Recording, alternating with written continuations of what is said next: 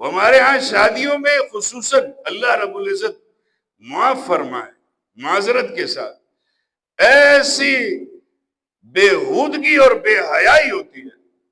ہمارے ہاں یہ رواج ہوتا ہے کہ ولیمہ کیا جاتا ہے. جیسے ایک مسئلہ ہے، ولیمے میں پورے شہر کو آپ دعوت دیں، شریعت منع نہیں کرتی ہے. پورے شہر کو دعوت، پورا شہر آپ انوائٹ کر دیں، پورے شہر کو دعوت دے دیں، شریعت منع نہیں کرتی ہے، بالکل بھی منع نہیں کرتی ہے.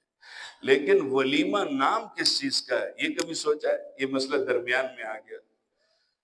ولیمہ کس چیز کا نام ہے؟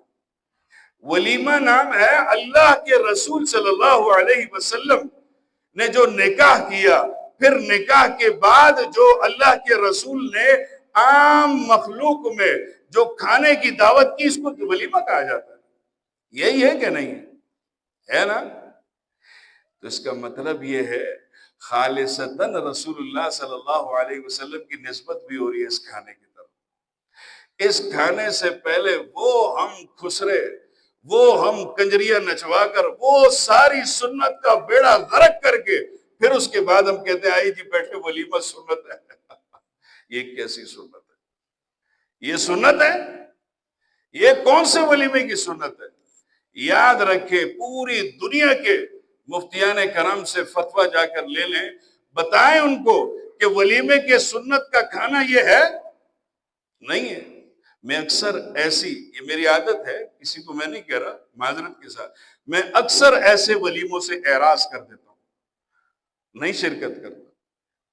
کہنا تو فرض ہے نا، لیکن اکثر ایسے ولیمے، ایسے کھانے جن پر رات بھر گانے بجائے جا رہے ہوں، جن پر رات بھر سنت کی دھجیاں اڑائی جا رہی ہوں، صبح دسترخوان بچھا کر کہا جائے کہ یہ سنت ہے. کیوں سنت ہے؟ کیونکہ ولیمہ رسول اللہ صلی اللہ علیہ وسلم کی سنت ہے.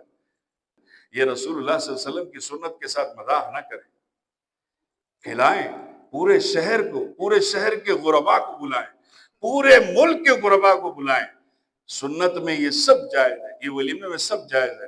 لیکن اللہ کے رسول صلی اللہ علیہ وسلم اور اللہ کی محبت کے سامنے ٹکر کا کر اللہ کے ساتھ رسول اللہ صلی اللہ علیہ وسلم کی سنت کا مزاح نہ ہو.